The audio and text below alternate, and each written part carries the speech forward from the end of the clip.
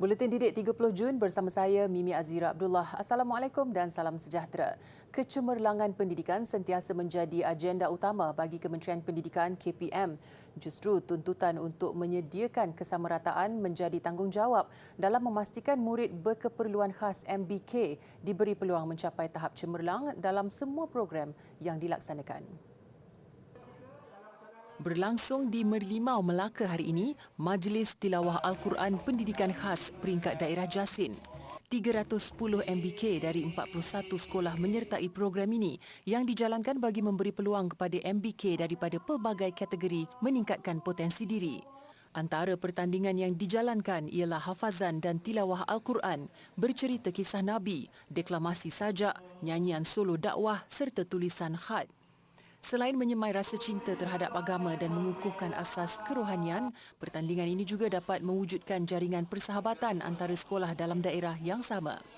Program yang dianjurkan di peringkat daerah ini juga secara tidak langsung meningkatkan kesedaran untuk tidak meminggirkan murid berkeperluan khas. Ia turut memberi peluang dan ruang untuk mereka menonjolkan bakat dan potensi masing-masing dalam pelbagai bidang. Kira-kira 10,000 botol plastik dan penutup botol digunakan bagi menghasilkan mural bertemakan alam sekitar di Sekolah Menengah Kebangsaan Darul Ihsan Selayang Baru, Selangor. Karya hasil ciptaan lebih 1,000 pelajar dan guru serta dibantu 2 pelukis tempatan itu bersempena kempen hijau anjuran Garnier Malaysia. Majlis pelancarannya dirasmikan Timbalan Pengarah Sektor Pengurusan Sekolah Jabatan Pendidikan Negeri Selangor, Marpuaton Sastro. Menurut Pengetua SMK Darul Ihsan, Norlia Abu Bakar, sekolah itu terlibat secara aktif dalam menyokong melestarikan alam sekitar. Pelbagai program kesedaran diadakan termasuk menjalin kerjasama dengan agensi kerajaan dan Kelab Pencinta Alam Malaysia untuk meningkatkan kesedaran menjaga alam sekitar dalam kalangan pelajar. Antara projek yang menjadi kejayaan sekolah ini ialah menghasilkan 7,500 eco-bricks daripada pengumpulan 3.2 tan plastik. Bahan itu kemudiannya digunakan sebagai pengganti batu bata bagi menghasilkan dinding penebat dan perabot luar. Bersempena kempen hijau ini juga, pelbagai aktiviti dianjurkan, antaranya membuat lilin menggunakan minyak masak terpakai dan menghasilkan beg daripada baju. Program kesedaran bersama Garnier Malaysia juga antara usaha memupuk generasi hero hijau melalui pendidikan. Turut diadakan sesi webinar, bengkel dan melatih guru mengenai kepentingan amalan 3R iaitu Reduce, Reuse dan Recycle. Kursus kosmetologi yang ditawarkan di College Vocational semakin menjadi pilihan pelajar yang melihatnya sebagai bidang yang bakal berkembang pesat dalam negara. Bukan sahaja pelajar, malah tenaga pengajar juga diberi pendedahan dan galakan untuk menyertai pelbagai pertandingan bagi mengasah bakat dan kemahiran masing-masing. Antara College Vocational KV yang aktif dalam menyertai pelbagai pertandingan dan seminar ialah KV Keningau, Sabah. Pasukan guru kosmetologi KV ini telah membentangkan inovasi gincu yang dihasilkan mereka di persidangan International Liberty Interdisciplinary Studies di Chicago, Amerika Syarikat. Penghasilan produk gincu ini digabungkan dengan alat sanitasi tangan yang mengandungi cecair pembasmi kuman. Bukan itu saja, gincu ini boleh diganti dengan menukar pelapik di dalamnya sekaligus menjimatkan.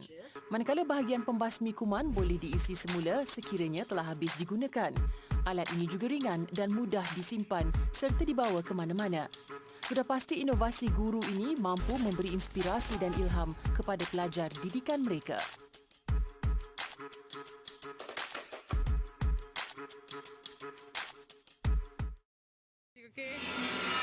Sementara itu, dalam usaha menggilap potensi murid, Sekolah Berprestasi Tinggi Sekolah Kebangsaan Sarjana Impian SKSI Kajang telah menganjurkan kejohanan catur antarabangsa dalam talian Seimpian Hulu Langat 2022. Kejohanan selama 2 hari itu berjaya menarik 1,080 peserta dari 5 negara iaitu Malaysia, Indonesia, Filipina, India dan Singapura. 10 kategori lelaki dan perempuan dipertandingkan iaitu bawah 10, 11, 12, 15 dan 17 tahun. Ia adalah kali kedua kejohanan itu dianjurkan secara dalam talian kerana sambutan yang menggalakkan. Majlis penyampaian hadiah berlangsung minggu lalu disempurnakan Ketua Penolong Pengarah Unit Pusat Co-Kurikulum Sektor Pembangunan Murid Jabatan Pendidikan Negeri Selangor, Abdul Aziz Ibrahim. turut melihat keseluruhan perjalanan program Guru Besar SKSI Suminah Kasolang.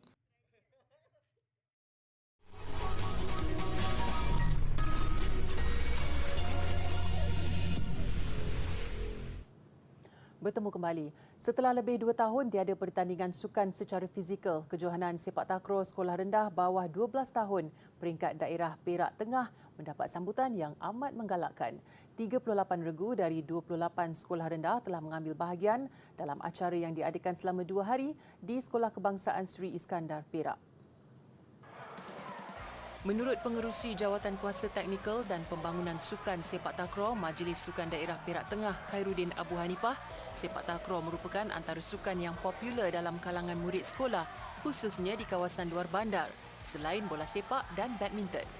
Permainan sepak takraw ini, saya kata tadi kelembutan dan juga ketakasan. Dua elemen ini cukup penting kerana kelembutan ini adalah kemahiran. Kemahiran daripada latih tubi yang diterima oleh pelajar. Kerana dalam permainan sepak takraw ada 3 kemahiran yang perlu mereka tahu. Yang pertama, sepak sila. Yang kedua, umpanan. Dan yang ketiga, rejaman. Ketiga-tiga ini memerlukan kelembutan dan juga kemahiran yang tinggi. Manakala ketakasan ini akan didapati oleh pelajar apabila mereka mempunyai daya kemahiran dan ketangkasan yang cukup tinggi. Tambahnya, sepak takraw salah satu sukan yang menjadi keutamaan di sekolah-sekolah bagi meningkatkan pencapaian murid dalam bidang sukan. Jelasnya, faktor fasiliti sukan yang terhad di kawasan luar bandar menyebabkan sukan-sukan lain tidak begitu dimainkan oleh pelajar-pelajar di sini. Dalam kejohanan itu, SK Suak Padi yang dibarisi murid masyarakat orang asli muncul johan dan bakal mewakili daerah ke kejohanan peringkat negeri yang akan diadakan pada Ogos nanti.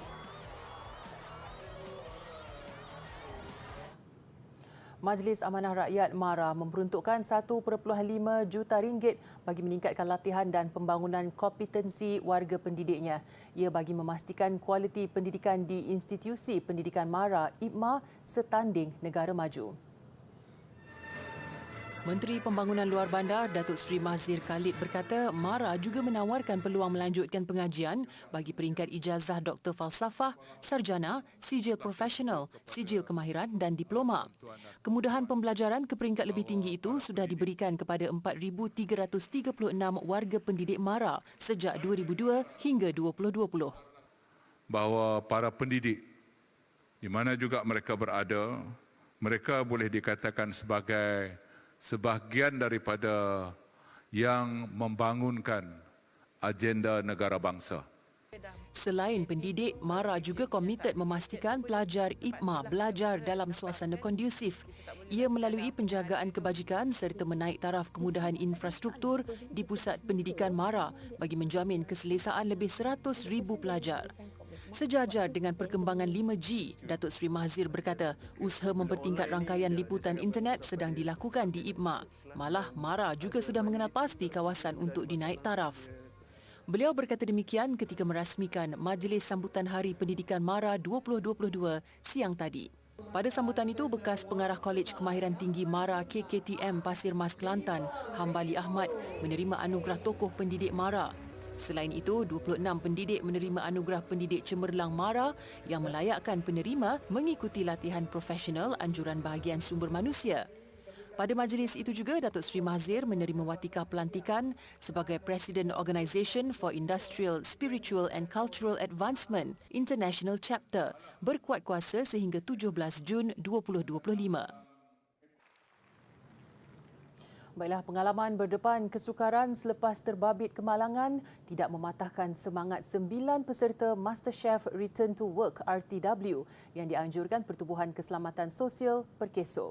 Program yang julung kali diadakan bertujuan melahirkan lebih ramai usahawan dalam bidang seni kulinari selain membantu mereka kembali ke alam pekerjaan.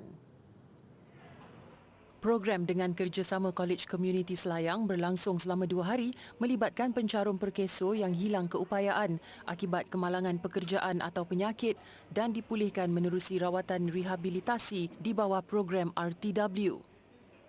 Perkeso akan berikan latihan kepada mereka seperti inilah, latihan seperti ini untuk mereka kemahiran, upskilling, reskilling kepada mereka dan seterusnya mereka boleh memilih untuk kembali bekerja ke syarikat yang sama, syarikat yang lain ataupun mereka boleh berperniagaan sendiri ataupun sebagai yang dipanggil keusahawanan.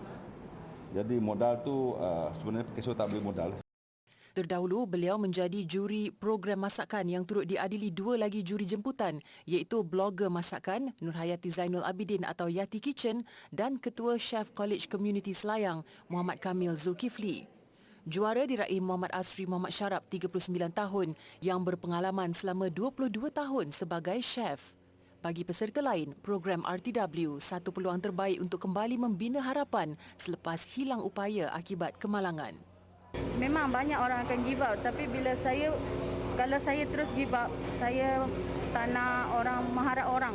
Sampai bila kita nak harap orang kalau diri kita tak boleh nak sendiri bangun. Program-program macam ni lah kan, sebab kita nak kerja belum tentu boleh kan. So kita akan kita cuba berdikari lah dengan cuba buat macam ni, tambah pendapatan sebab saya pun suri rumah kan. Sehingga Mei lalu, program RTW Perkeso membantu 45,230 pencarumnya untuk kembali bekerja.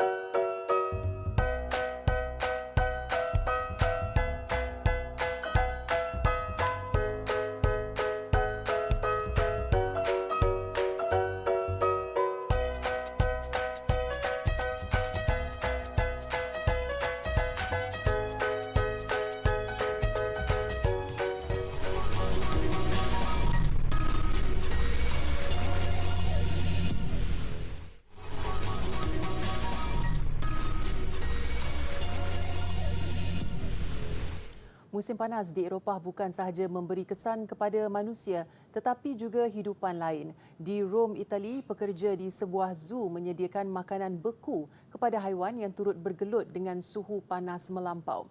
Menurut kurator utama Bioparco di Roma, Yitzhak Yadid, konsepnya sama seperti manusia yang mencari aiskrim di musim panas untuk menyejukkan badan. Pihaknya memberi daging, ikan dan buah-buahan beku kepada haiwan di zoo berkenaan. Bukan itu sahaja, semua haiwan boleh berteduh di bawah kawasan berbumbung selain menyejukkan badan di dalam kolam yang selalu ditukar airnya. Untuk haiwan seperti gajah pula, mereka disiram dengan air lebih kerap berbanding biasa. Zoo berkeluasan 42 ekar ini menempatkan lebih 1,000 haiwan daripada 222 spesies.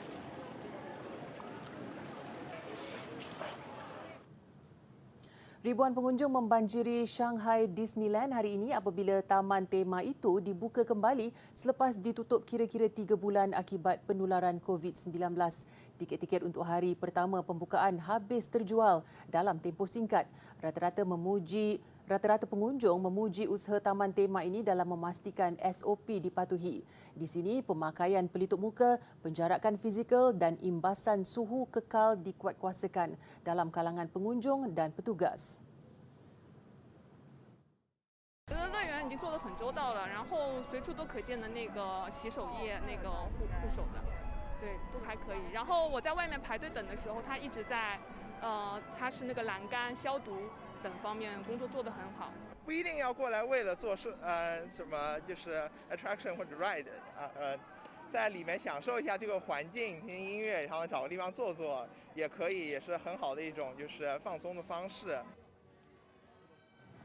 Seperti di kebanyakan taman tema, jumlah pengunjung di Disneyland Shanghai dihadkan kepada hanya 30% daripada kapasiti harian mengikut ketetapan kerajaan China. Terkenal sebagai sebuah negara yang suka berhibur, sekumpulan penghibur di Brazil membuat persembahan di hospital. Yang pasti bukan hanya pesakit, kaki tangan hospital turut mengambil peluang untuk berhibur. Langkah ini dibuat oleh sekumpulan penghibur dikenali sebagai Doctors of Joy. Ini dilakukan mereka di sebuah hospital di ibu kota Brazil, Rio de Janeiro. Lebih menyeronokkan apabila beberapa kaki tangan hospital turut menyertai kumpulan penghibur itu. Malah setiap pesakit turut memberi sambutan menggalakkan.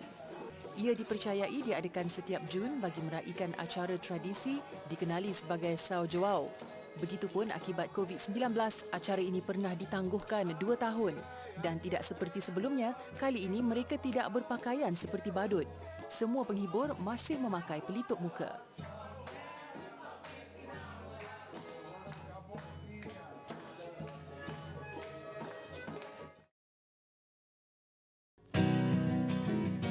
Okey, hari ini saya akan tunjuk cara untuk kita menghasilkan warna hijau melalui teknik campuran antara warna kuning dan juga warna biru. Okey, pertama sekali kita ambilkan warna asas kuning.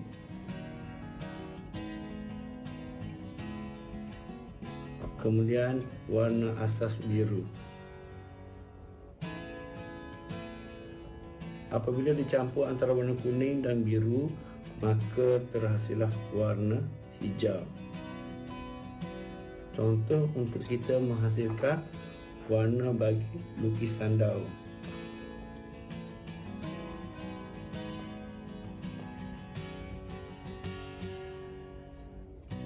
Okey, senang bukan? Selamat mencuba.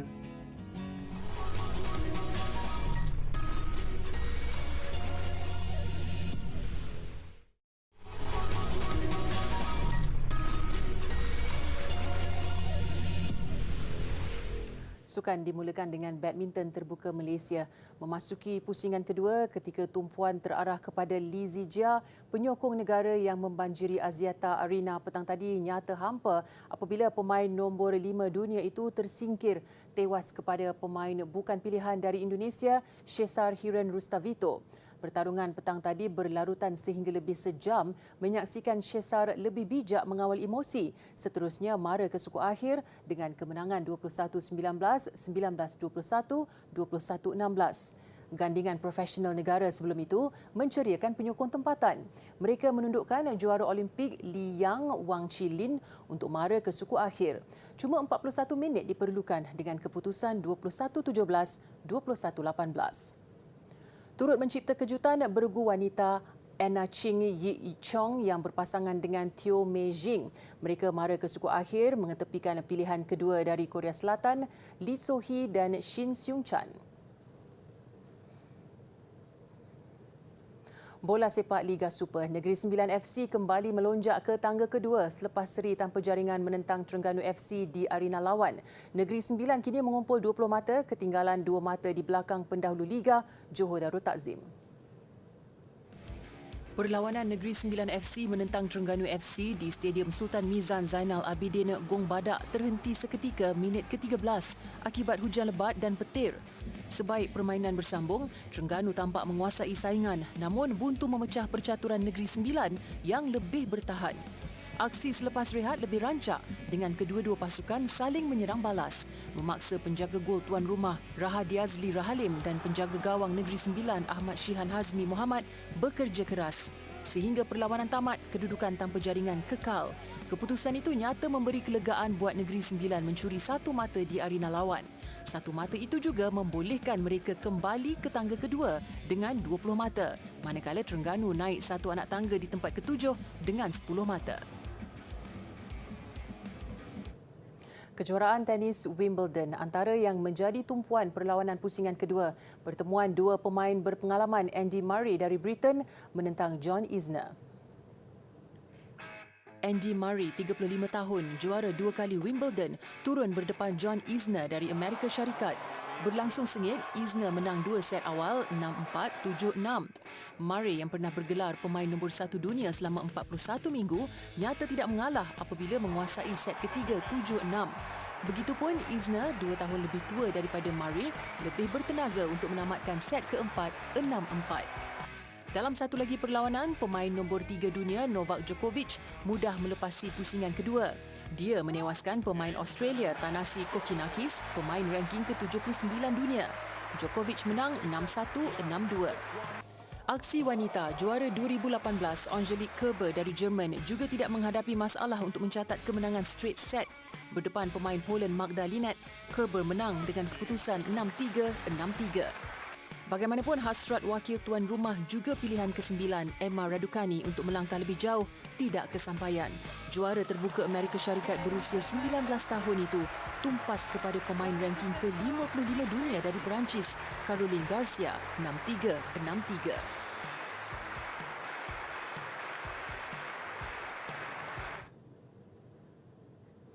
Sisipan filem animasi terbaru Minions The Rise of Gru mengakhiri buletin didik hari ini. Filem ini menemui peminat di Pawagam mulai hari ini termasuk di Malaysia. Saya Mimi Azira Abdullah, salam hormat dan kita jumpa lagi. Yana banana iguana chipolata. Pero soy Stuart Smith, le capitaine. Willkommen. Good flight.